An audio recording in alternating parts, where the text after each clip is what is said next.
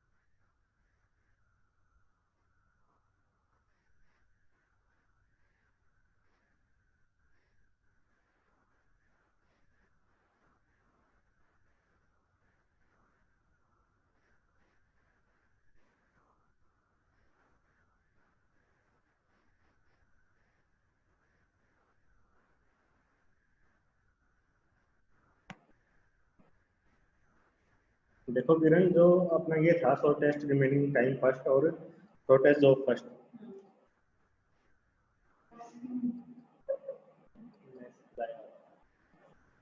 Shortest job first में जो हम प्रीएम्प्टिव करते हैं उसको हम शॉर्टेस्ट टाइम रिमेनिंग फर्स्ट भी बोलते हैं। ठीक है,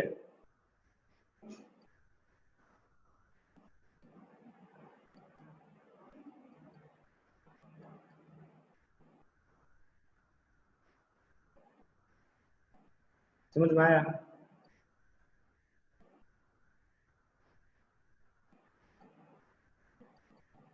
शॉर्टेस्ट जॉब फर्स्ट, जो शॉर्टेस्ट जॉब फर्स्ट, आप अगर अपना पिछला लेक्चर उठा के देखोगे मैंने उसमें बता रखा है। शॉर्टेस्ट जॉब फर्स्ट दो टाइप का था, प्रीएम्प्टिव और नॉन प्रीएम्प्टिव।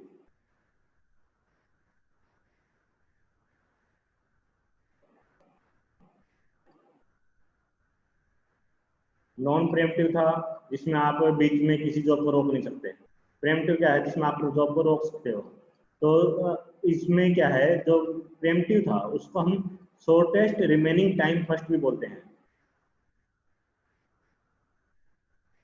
ठीक है, ये बता रखी है आपको चीज, अगर लेक्चर दोबारा सुनोगे तो मिलेगा ये।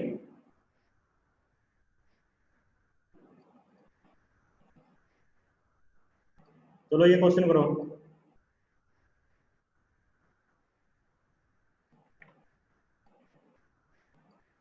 आपके पास टाइम क्वांटम गिवन है 3 और ये आपके पास 6 प्रोसेसेस दे रखी है।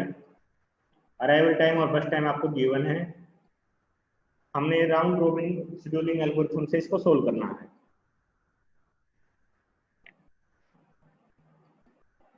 सबसे पहले टाइम जब 0 था, किस प्रोसेस को मैं उठाऊंगा, किसको एग्जीक्यूट करेंगे?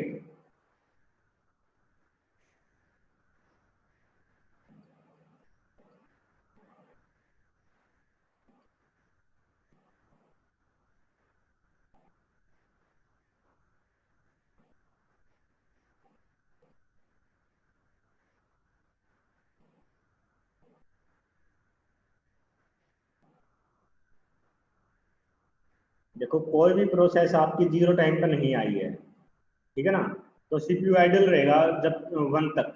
1 पे हम दोबारा चेक करेंगे कि क्या क्या कोई और प्रोसेस आई है। अगर नहीं आई होगी तो 1 पे भी सीपीयू आइडल रह जाएगा आपका। ठीक है, अब देखो आपकी 1 पे प्रोसेस P4 आ चुकी है और तो कोई प्रोसेस आई नहीं है 1 पे। ठीक है, तो P4 को हम सीपीयू एलोकेट कर देंगे और इसको कब तक एग्जीक्यूट करेंगे? इसका बर्स्ट टाइम देखो 9 है, बर्स्ट टाइम 9 है इसका, और टाइम क्वांटम आपका 3 है। तो जो मिनिमम होगा इन दोनों में, बर्स्ट टाइम और टाइम क्वांटम में, उतनी देर तक हम इसको एग्जीक्यूट करेंगे। ठीक है, मिनिमम क्या है, टाइम क्वांटम 3, तो ये आपका 4 तक, क्योंकि एक पे आपकी ये प्रोसेस रनिंग स्टेट में आई है और इसका टाइम क्वांटम 3 है, तो ये 4 तक चलेगी। ठीक है, और इस टाइम क्या होगा आपका P4, 1 के जब टाइम 1 था, P4 आपकी रेडी क्यू में आ चुकी है। अब 4 तक देखो और कौन कौन सी प्रोसेसेस आपकी रेडी क्यू में आ गई। देखो आपकी P5 आई आपकी 2 पे,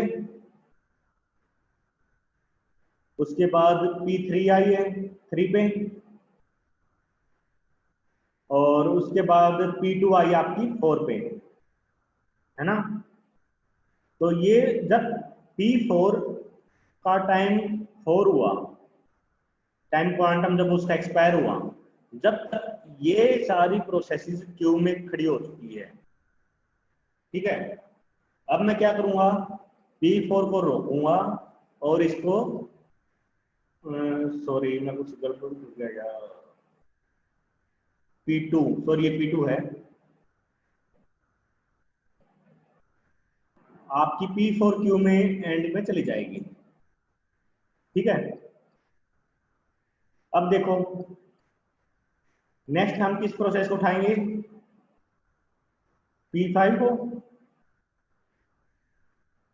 P5 इसका बर्स्ट टाइम आपका 2 और टाइम क्वांटम आपका है 3।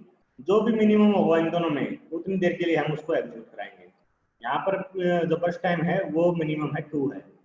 तो अब टाइम हो गया आपका 6, इसका रिमेनिंग बर्स्ट टाइम हो गया 0। और 6 तक देखो और कौन सी प्रोसेस आपकी क्यू में आ चुकी है।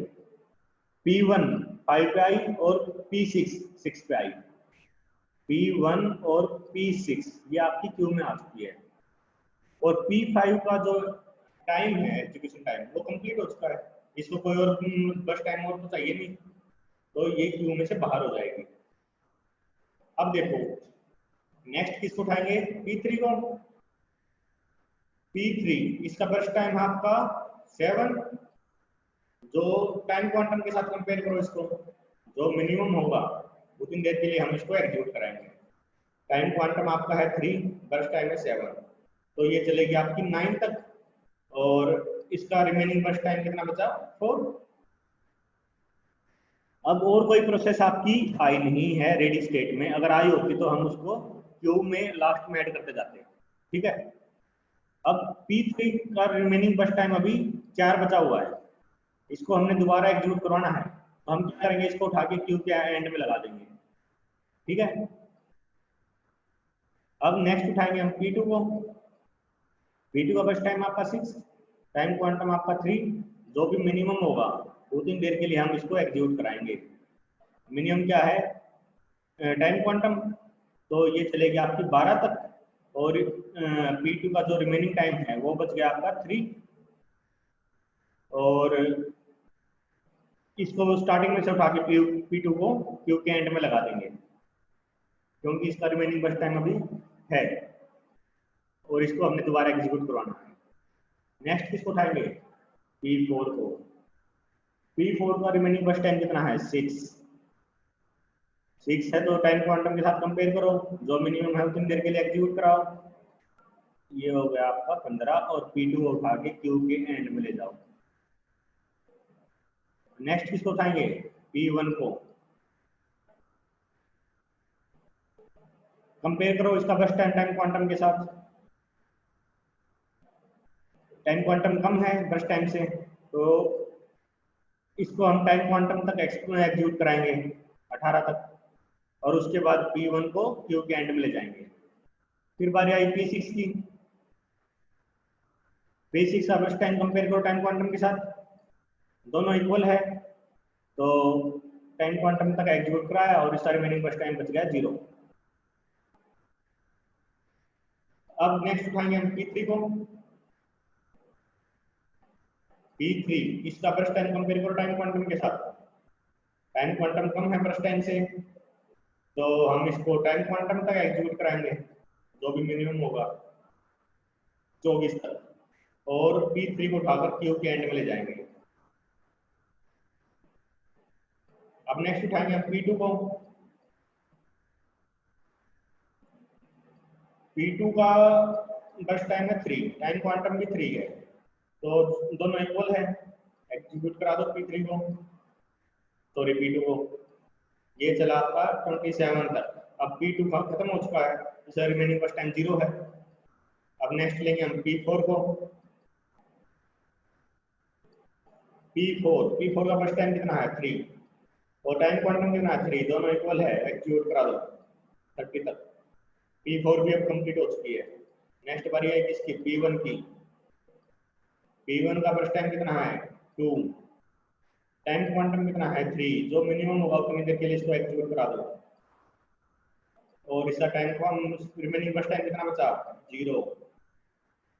P1 भी कंप्लीट हो चुकी है, लास्ट में बची अपनी P3। P3 का बस टाइम कितना है, 1, टाइम क्वांटम कितना है, 3, जो मिनिमम हो उतनी देर के लिए इसको एग्जीक्यूट कराओ। मिनिमम क्या है, बस टाइम 33 तक ये चलेगी, उसके बाद इसका भी बस टाइम 0 बचा, ये भी कंप्लीट। ठीक है, किसी को डाउट?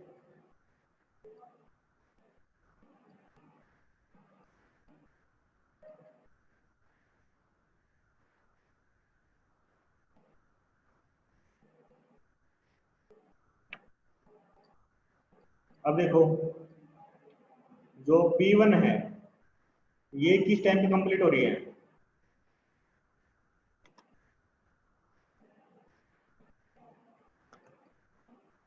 P1 किस टाइम पे कंप्लीट हो रही है?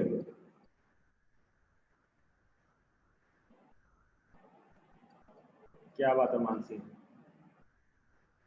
32 पे। P2, P2 को चेक करो, ये हो रही है 27 पे। और P3 को देखो 33 पे। P4 30 पे। P5 6 पे। और P6 21 पे। ठीक है, अब टर्न अराउंड टाइम निकालो। Completion time minus arrival time, कितनी देर तक आपकी प्रोसेस मेमोरी में रही?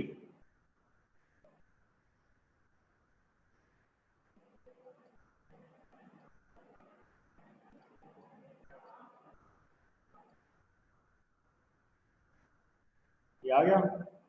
और उसके बाद वेटिंग टाइम निकालो, run around time minus burst time.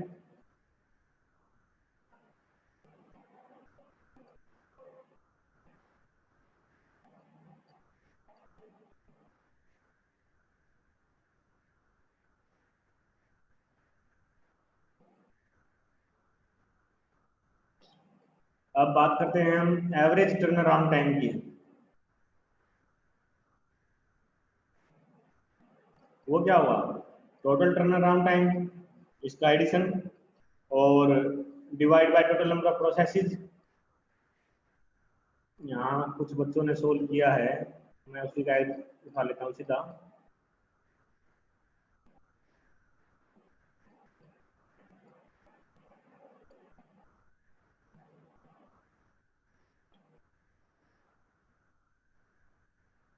इन सबको ऐड कर लो, वो टोटल टर्न अराउंड टाइम आ जाएगा।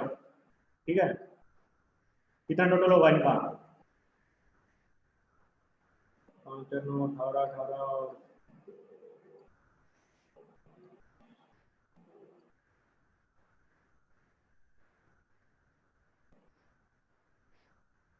128। 128 डिवाइड बाई 6, ये होगा 21.3। ये तो आपका एवरेज टर्न अराउंड टाइम आ गया। एवरेज वेटिंग टाइम,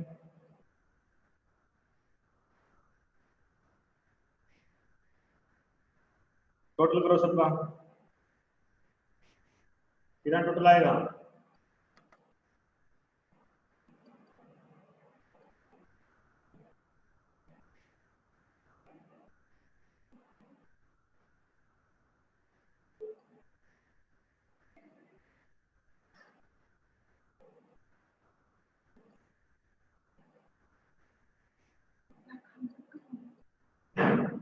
वो चली जाएगी। 91 सिमरन, चलो मैं आपका ठीक मान लेता हूँ। Divide by total number of processes, ये आ गया आई थिंक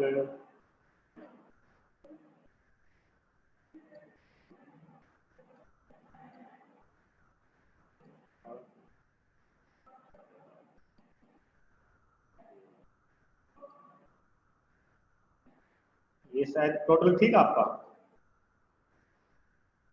चलो देख लेना, टोटल वगैरह खुद कर लेना, कोई बात नहीं। आप निकालेंगे इसमें रिस्पॉन्स टाइम। रिस्पॉन्स टाइम कैसे निकालेंगे हम?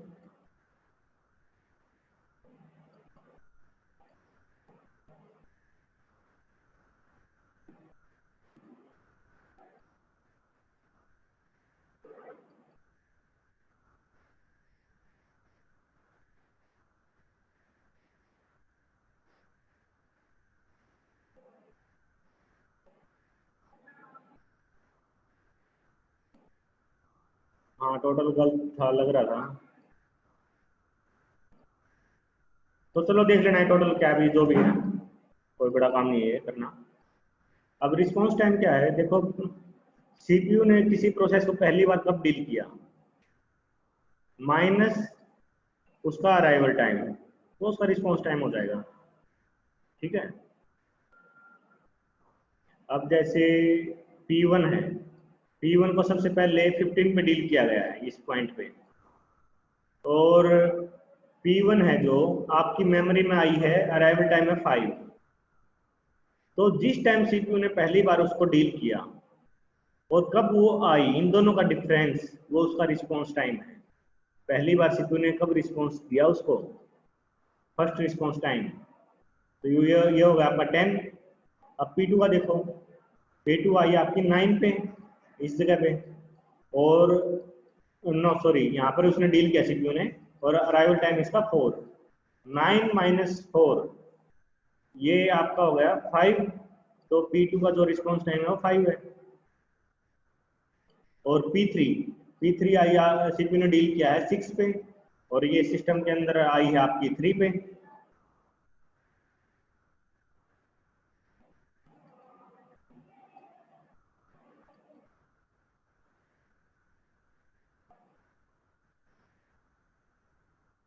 तो इसका रिस्पॉन्स टाइम हो गया आपका 3।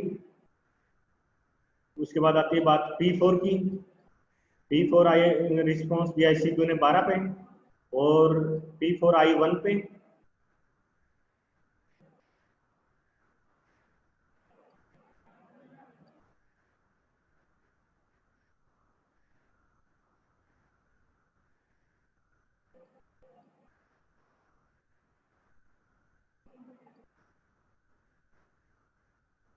एक मिनट।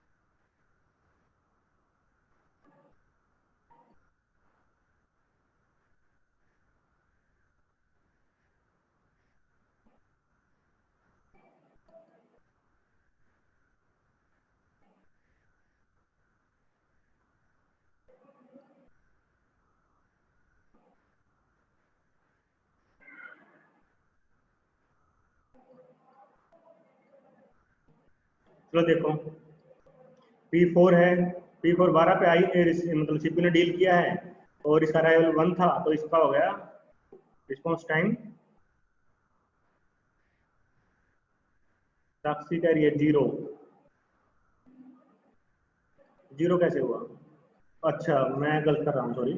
12 अपने P4 तो इस पॉइंट पे डील किया है सीपीयू ने 1 पे, शाबाश साक्षी। इसका रिस्पॉन्स टाइम होगा 0। और P5 को देखो, P5 इस पॉइंट पे डील किया 4 पे, 4 माइनस 2 2। और P6 कहाँ है, यहाँ पर 18 पे डील किया है सीपीयू ने, और 6 पे इसका अराइवल हो चुका है। तो 18 और 6 12, 12 हो गया इसका रिस्पॉन्स टाइम। इन सबको ऐड कर लो, ऐड करो में कितना हुआ?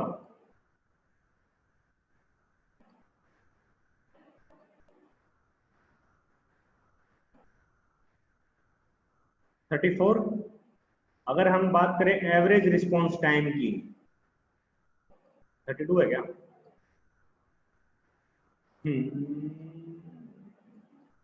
ठीक है, 32। 32 divide by 6, total number of processes कितनी है वो, और टोटल ऊपर आ जाएगा आपका टोटल रिस्पॉन्स टाइम। ये हो गया आपका एवरेज रिस्पॉन्स टाइम।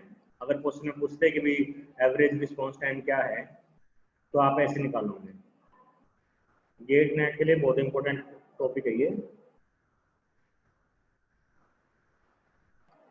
और यूनिवर्सिटी एग्जाम में क्वेश्चन आएगा ही आएगा इसमें। तो इसमें किसी को दिक्कत?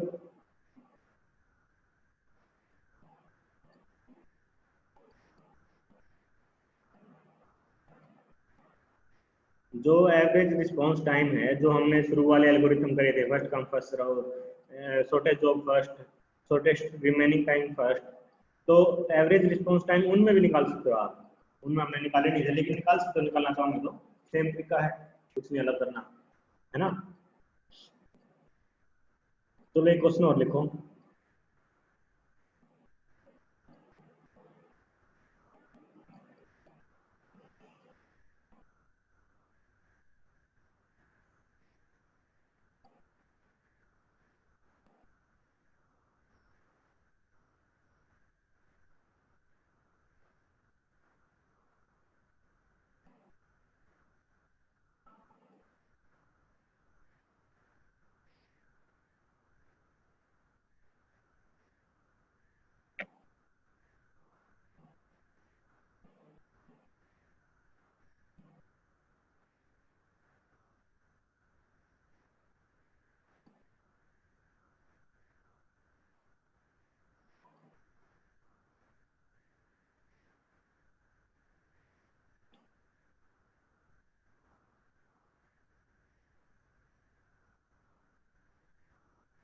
ये आपने खुद निकालना है, किसी को ना आए तो पूछ लेना, ठीक है।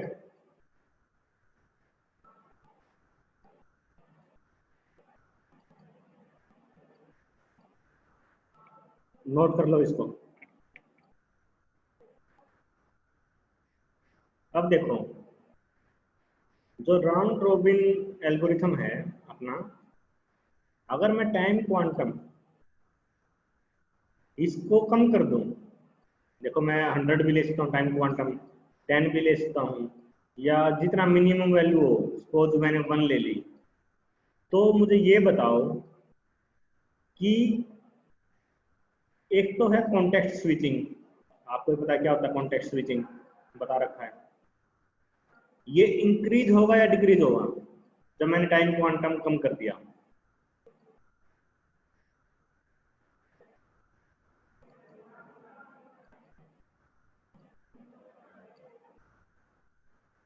कॉन्टेक्स्ट स्विचिंग ज्यादा होंगे या कम होंगे अगर मैं टाइम क्वांटम को कम कर देता हूँ?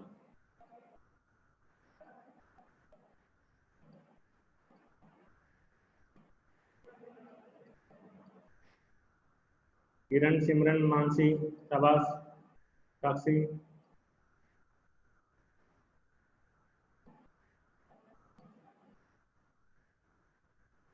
देखो कॉन्टेक्स्ट स्विचिंग क्या होती है, आपको पहले बताया था, जब हम किसी एक प्रोसेस के कॉन्टेक्स्ट को सेव कर देते हैं, दूसरे प्रोसेस के कॉन्टेक्स्ट को लोड कर लेते हैं, उसको हम कॉन्टेक्स्ट स्विचिंग बोलते हैं।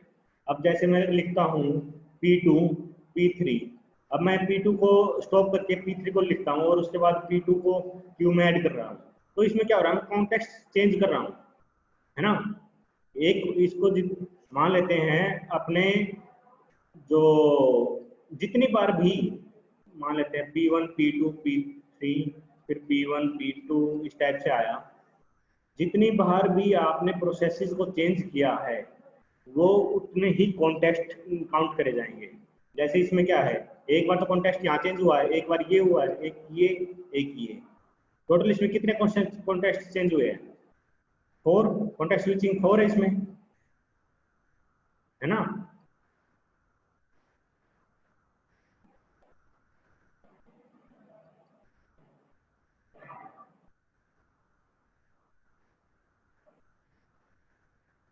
तो जितने भी बार मतलब आप चेंज करोगे, टाइम क्वांटम कम करोगे, कॉन्टेक्स्ट स्विचिंग आपकी इंक्रीज हो जाएगी, ठीक है। और ये भी कॉन्टेक्स्ट में काउंट होता है, जब स्टार्टिंग वाली प्रोसेस आती है ये भी कॉन्टेक्स्ट में काउंट होता है, लास्ट वाला भी काउंट होता है, कॉन्टेक्स्ट स्विचिंग में काउंट होते हैं ये सारे वैसे तो। अब सपोज करो मैं टाइम क्वांटम कम कर दिया, अब मुझे ये बताओ कि रिस्पॉन्स टाइम है, जो रिस्पॉन्स टाइम पे क्या फर्क पड़ेगा? रिस्पॉन्स टाइम, टाइम क्वांटम के साथ टाइम क्वांटम कम कर दिया तो रिस्पॉन्स टाइम कम होगा या ज्यादा होगा?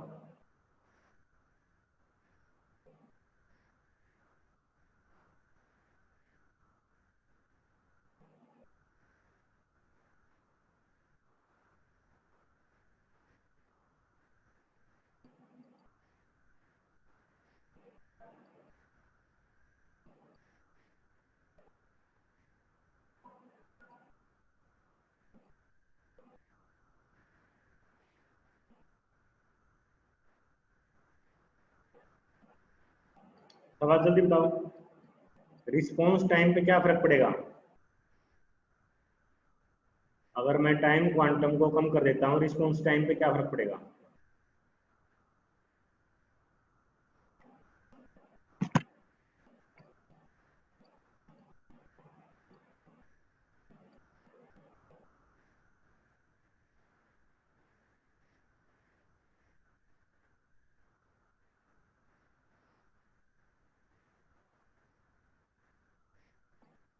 सब सबका ठीक है। देखो टाइम क्वांटम मैंने कम कर दिया, तो आप क्या कर रहे हो, फ्रिक्वेंटली प्रोसेसेस को चेंज कर रहे हो, है ना। फ्रिक्वेंटली प्रोसेसेस को चेंज करोगे तो कॉन्टेक्स्ट स्विचिंग क्या होगी, ज्यादा। और रिस्पॉन्स टाइम, किसी भी प्रोसेस का जो टर्न आएगा फटाफट आएगा, वो उसको ज्यादा देर वेट नहीं करनी पड़ेगी। टाइम क्वांटम कम है तो जल्दी जल्दी नंबर आएगा उस प्रोसेस को, किसी भी प्रोसेस को डील करने के लिए, ठीक है। सबका ठीक है ये आंसर। अगर मैं इसका उल्टा करता हूँ, टाइम क्वांटम को मैंने इंक्रीज कर दिया, तो क्या होगा, कॉन्टेक्स्ट स्विचिंग है वो कम हो जाएगी, है ना। क्योंकि हो सकता है कि मैंने टाइम क्वांटम बड़ा कर दिया, 100 कर दिया, अब चांसेस होंगे कि भाई जो प्रोसेसेस है उनका ब्रश टाइम है वो इससे कम हो, चांसेस है ज्यादा, इससे पहले वाले कंपैरिजन में तो ज्यादा चांस है ना। तो उससे क्या हुआ, कॉन्टेक्स्ट स्विचिंग कम हो जाएगी और रिस्पॉन्स टाइम इंक्रीज हो जाएगा। ठीक है, ये प्रॉपर्टी नोट कर लेना अपनी। अब सपोज करो मैं टाइम क्वांटम को बहुत ज्यादा लार्ज कर देता हूँ, बहुत बड़ी वैल्यू कर दी, वेरी वेरी लार्ज।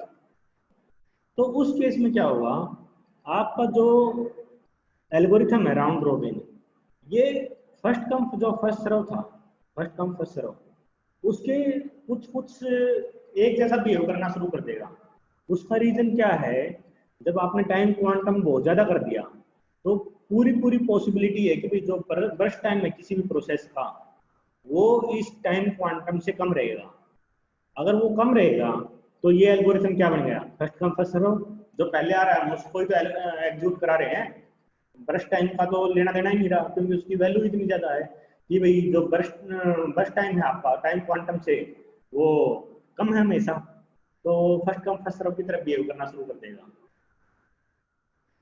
किस केस में करेगा, जब टाइम क्वांटम की जो वैल्यू है वो बहुत बहुत लार्ज है, very very large. In that case round robin behave same as अपना क्या है ये फर्स्ट कम फर्स्ट सर्व। ठीक है, ये तीनों प्रॉपर्टी नोट कर लेना, किसी को डाउट हो तो पूछो मुझे।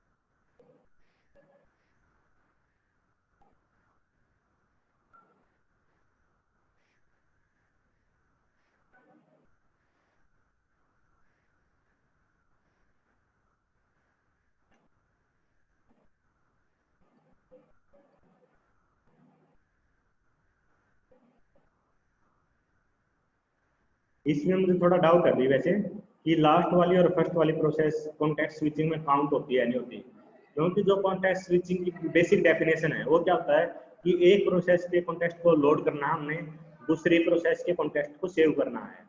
यहाँ पर क्या हो रहा है, हम एक प्रोसेस के कॉन्टेक्स्ट को लोड कर रहे हैं बस, किसी को सेव तो नहीं कर रहे, इससे पहले कोई प्रोसेस ही नहीं थी।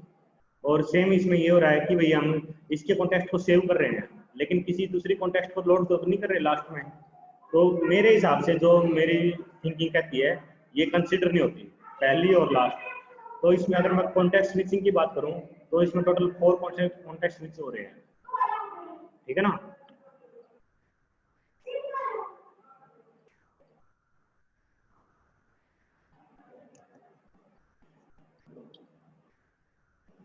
किसी को डाउट नहीं है, मीटिंग एंड करता हूँ फिर मैं।